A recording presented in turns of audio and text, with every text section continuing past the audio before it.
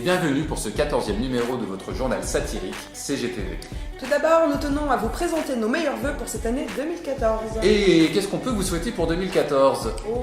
Oh, une année de lutte, Oh. de revendication, de conquête sociale, et que notre solidarité et notre détermination soient à la hauteur des enjeux de cette année. Oui. Bon, ce mois-ci, nous ne vous parlerons pas ni de Dieudonné, ni de Quenelle, ni d'histoire de cœur de notre président. Non, tout ça, on le laisse aux journalistes chevronnés de Closer, Paris Match, TF1, BFM TV, iTélé, RMC, Le Monde, Le Figaro, Libération, RMC, France Info, Europe 1, France 2, France 3, France 4, France 5, France 6, M6, France Inter, ici Paris, Gala, Voici, France Dimanche. Et on en a oublié, hein. Certainement. Par contre, nous allons aborder un sujet certes moins glamour que les conquêtes sentimentales de François, mais qui nous paraît essentiel, le coût du capital.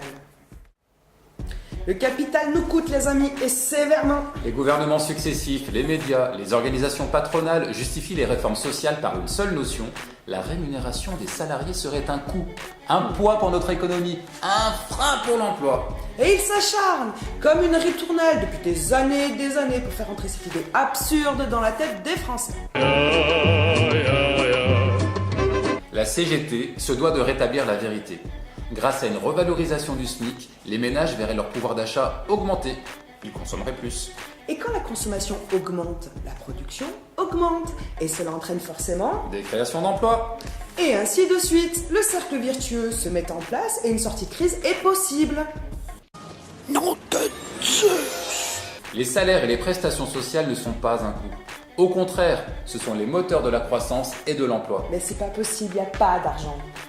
Félindra, tête de tigre.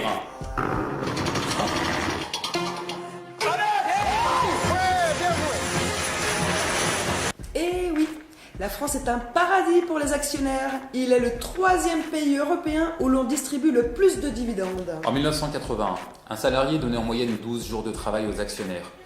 Aujourd'hui, c'est en moyenne 45 jours.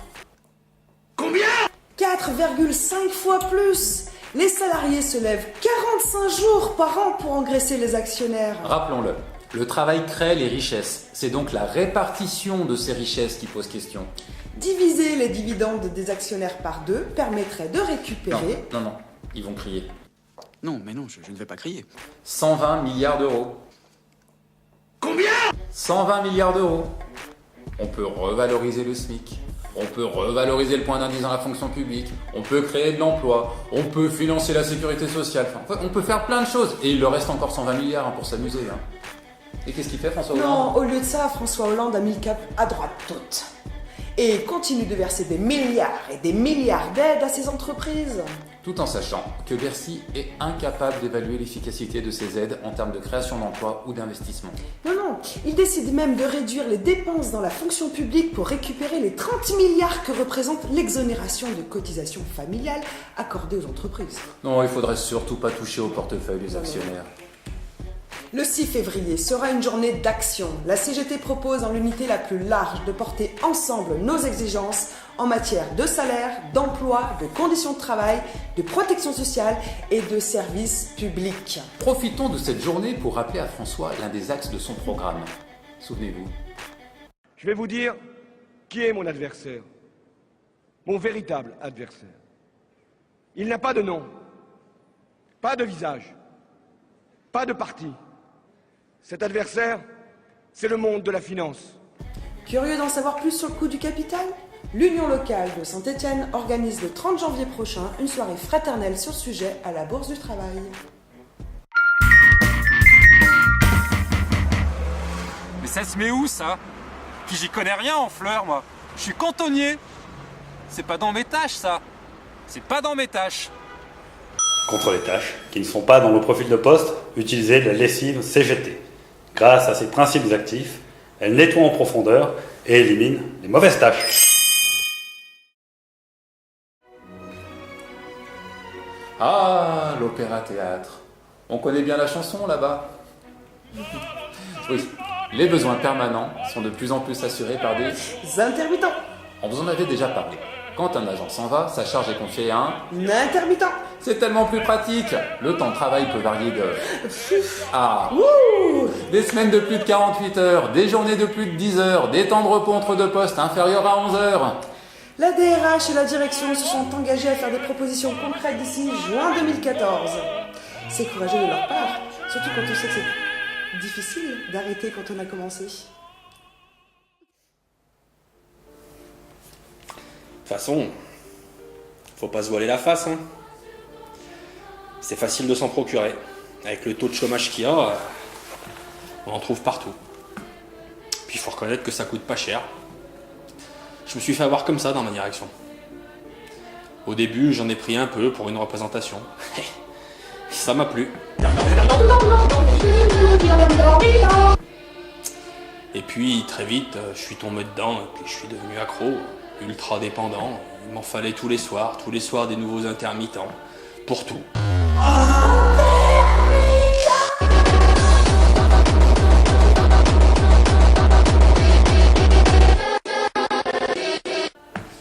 Voilà, on a fait des bamboulades d'enfer, mais bon, ça a été très dur de s'en passer. Heureusement, la CGT m'accompagne, m'aide à me raisonner, à me faire comprendre que les intermittents, c'est pas une vie. C'est pas une vie pour eux, c'est pas une vie pour moi. Et que maintenant, je dois leur donner des emplois stables.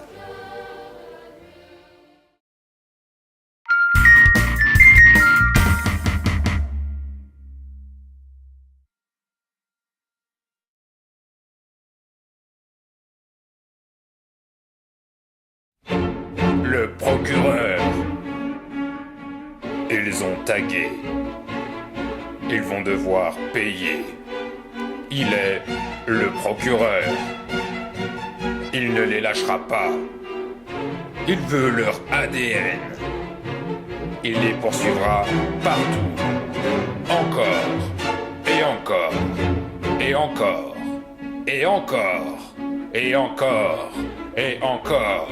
Il est le procureur. Le procureur.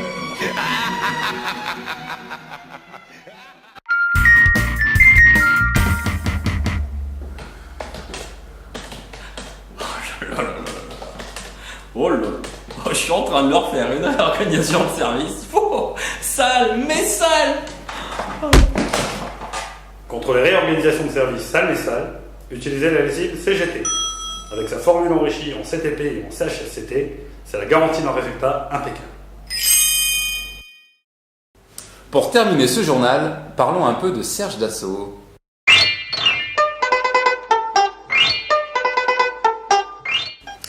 Pour info, il est le PDG du groupe Dassault qui possède des filiales dans des domaines divers et variés, et notamment dans la presse, puisqu'il est entre autres le patron du Figaro. Seulement on a dû arrêter la fabrication, il y a des clients qui devenaient aveugles. Alors ça faisait des histoires. Sa fortune personnelle est estimée à plus de 13 milliards d'euros. Il a été maire de Corbeil-Essonnes jusqu'en 2009. Bon, il est plus tout jeune, hein. Il a 88 ans, le bougre. Mais il est en forme, hein. Toujours sénateur UMP de sa circonscription. Je dis pas qu'à la fin de sa vie, Joe le Trembleur, il n'avait pas un peu baissé. Mais n'empêche que pendant les années terribles, sous l'occupe, il butait à tout va. Au mois de septembre dernier, Serge Dassault a été accusé d'avoir organisé un système d'achat de voix dans son fief. Il aurait dépensé plus d'1,5 million d'euros pour faire élire à la mairie son successeur, Jean-Pierre Wechter. L'homme qui a révélé cette affaire a été victime d'une tentative d'assassinat. Hey. Un homme de main de Serge Dassault en serait l'auteur. Il a été écroué après 9 mois de cavale. Le Sénat a malheureusement refusé de lever l'immunité diplomatique de Serge Dassault. Décision incompréhensible à la vue des accusations. La justice pourra-t-elle poursuivre ses investigations ? Affaire à suivre. Il a dit quoi, Serge, quand on l'a accusé de tout ça ? Je vais lui montrer qui c'est Raoul. Aux 4 coins de Paris qu'on va le retrouver éparpillé par petits bouts façon puzzle. Moi, quand on m'en fait trop, je correctionne plus. Je dynamite. Je disperse.